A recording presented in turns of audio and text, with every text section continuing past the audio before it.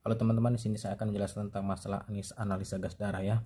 Dimana kita harus tahu dulu nilai-nilai normal. Dimana pH itu normalnya adalah 7,35 sama dengan 7,45.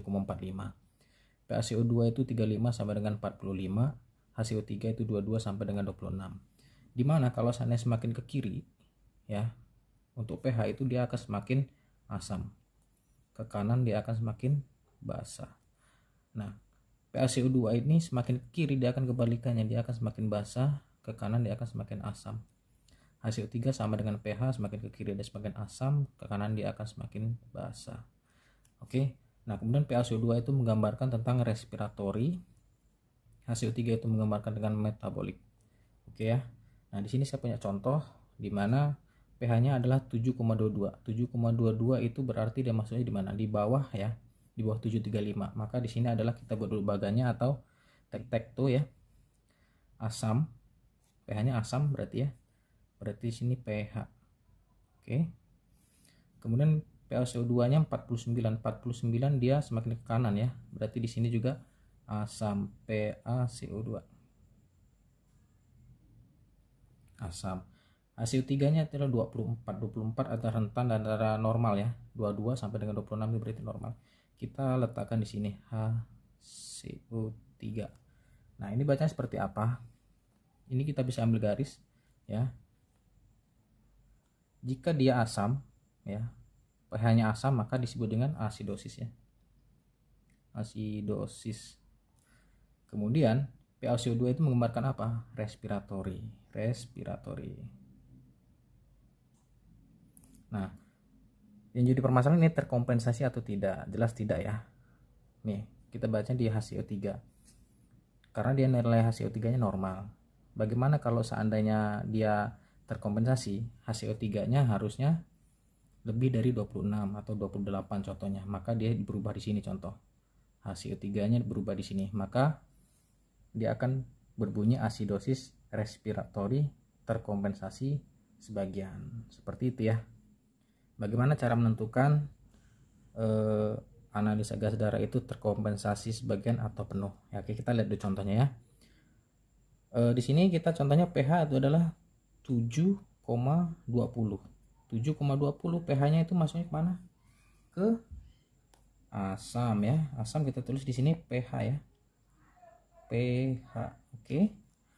Kemudian PaCO2-nya 50. PaCO2 50 berarti dia masuknya ke mana? Asam juga. PaCO2 asam.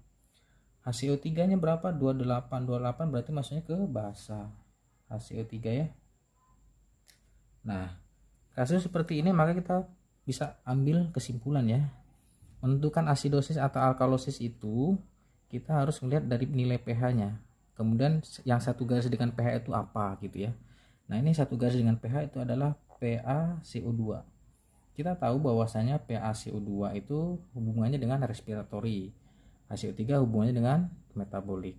Maka kita bisa disimpulkan di sini adalah asidosis respiratory ya.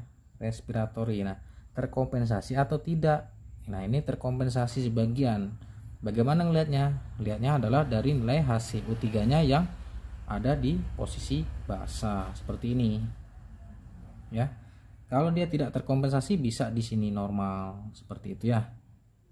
Nah, ini adalah asidosis respiratory terkompensasi sebagian.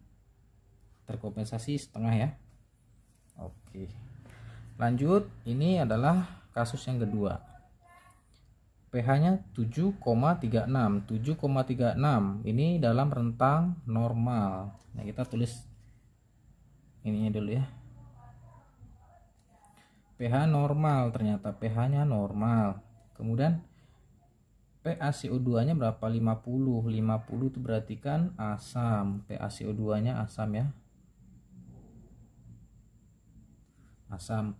HCO3-nya dia basah. HCO3.